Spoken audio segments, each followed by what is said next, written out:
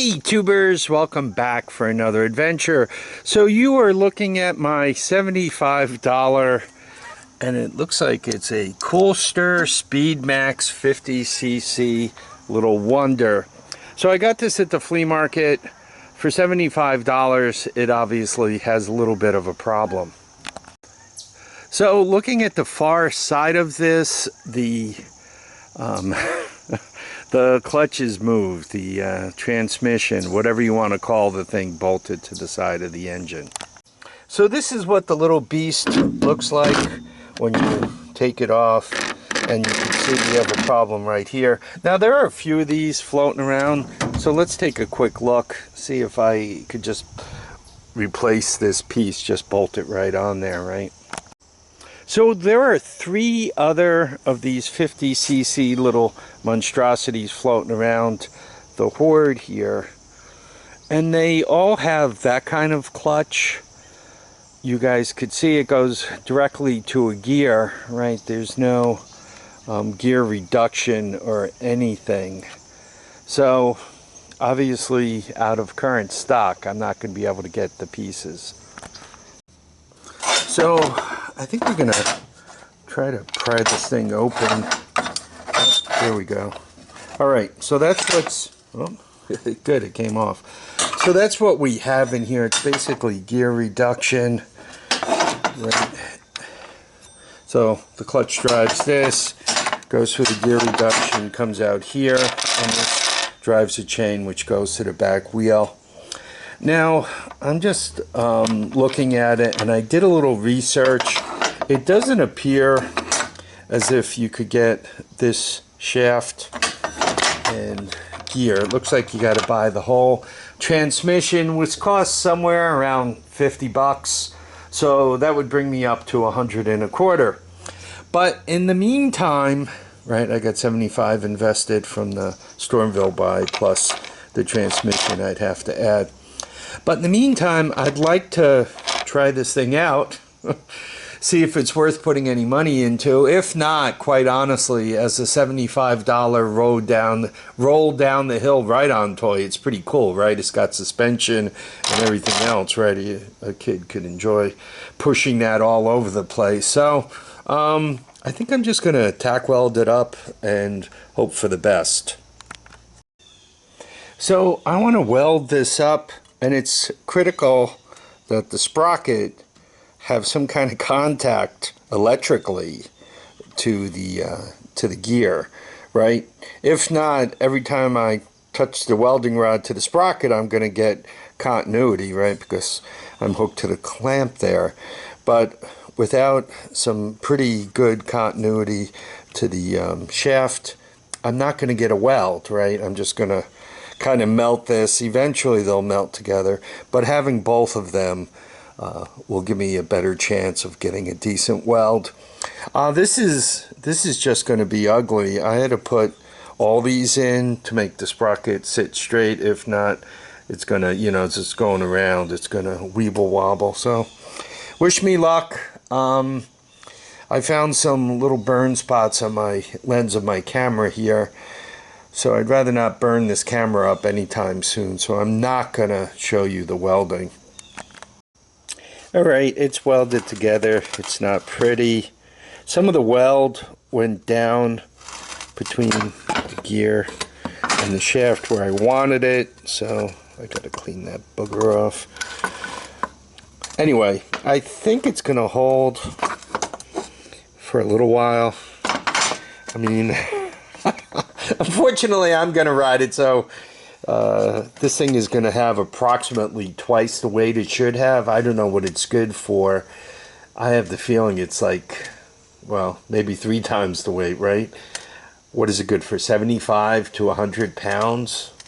You know, when I put my 2 1/4 on it, that's it's going to make it work for a living. Anyway, I'm going to get a load of grease in here. Put it all back together again. Let's hope for the best. Fingers crossed. Okay, he included the bolts. Good thing. These long ones are a little harder to find. So, looks like I just smashed this on. The clutch looks like it's in pretty decent shape, right? Plenty of meat here. Yeah, hopefully We just put the chain on, smash it on, and life is good. Looks like the kickstand is missing. Air filter's there. I don't know. We might be riding this soon.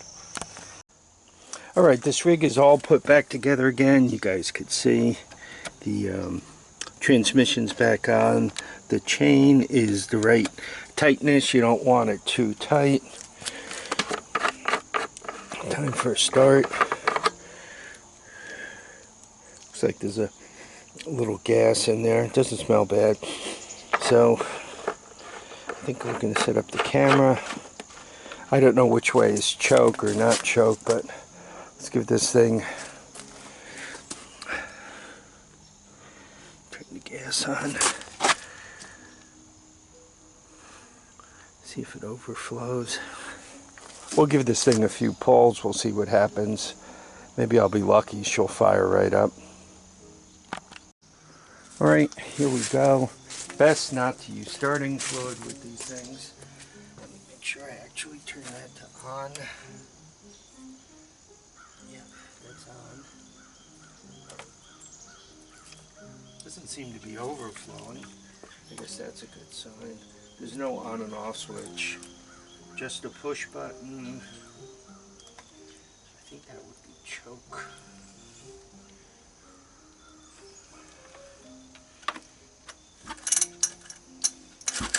Nope. It's flooding. You guys see it on the ground there. So I'm gonna have to pull this carburetor apart. So this thing is 2016, right? So probably been sitting for a while. Doesn't look like it's hard to get the carburetor off, right? Take off this clamp, take out those two long guys, and the carburetor should be loose. My guess is there's just some swill in there. I should also get this cover off and, you know, get this rope straightened around. You know, all dumb little things, but it'll make it more enjoyable. One has to be careful if you are fooling with one of these. Did some research on the internet. You can replace this whole motor, including the transmission, for $110 delivered to your door. So how much you really want to fool around with the transmission and the other stuff there, right?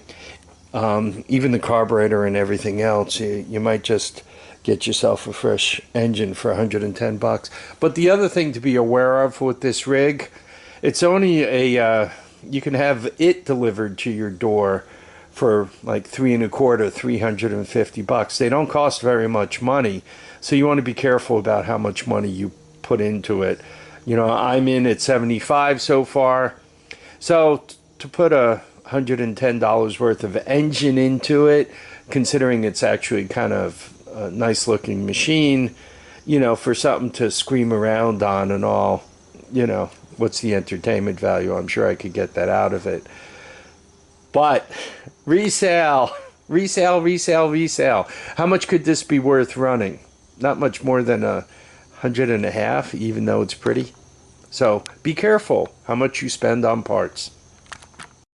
Alright, to get the carburetor loose, it was easier to just pull the transmission off again, right? Just 4 bolts. Then you got to take this flange off because that's hiding the 2 long bolts that's holding the carburetor on. So, carburetor's off. Then you take the bowl off. Not all that hard to do, right? 2 more Phillips gets the bowl off.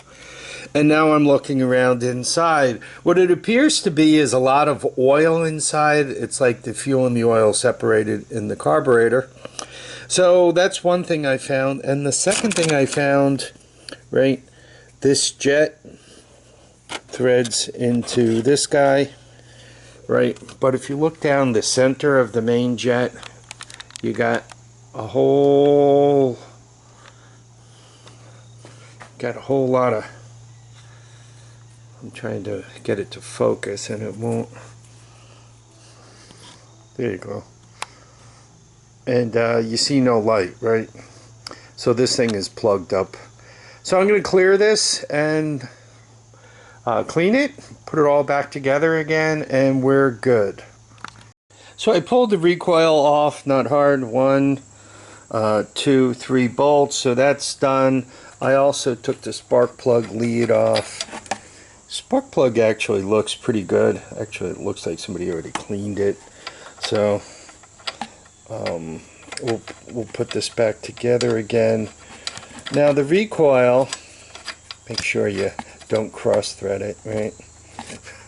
You don't want to put that $100 into the motor. So now the recoil, it looks like it needs another wrap.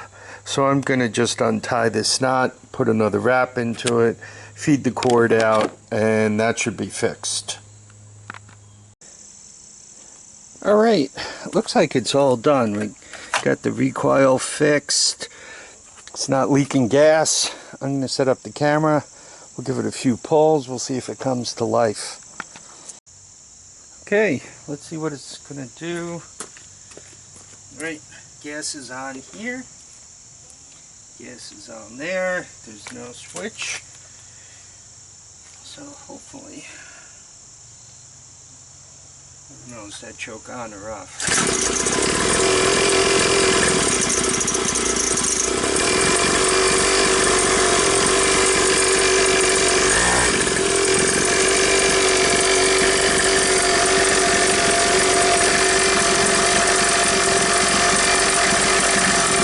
Well, the good news is it starts. Let's see if somebody my size could ride it.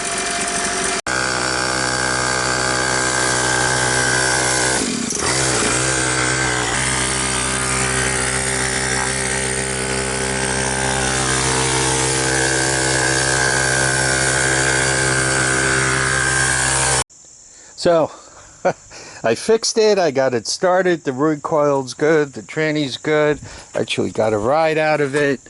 I adjusted the chain, but now the chain seems a little tight again, so I'm going to probably loosen that up.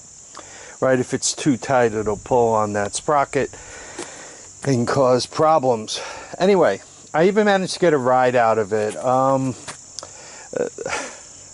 If you're my size, don't ride these things, you'll break them.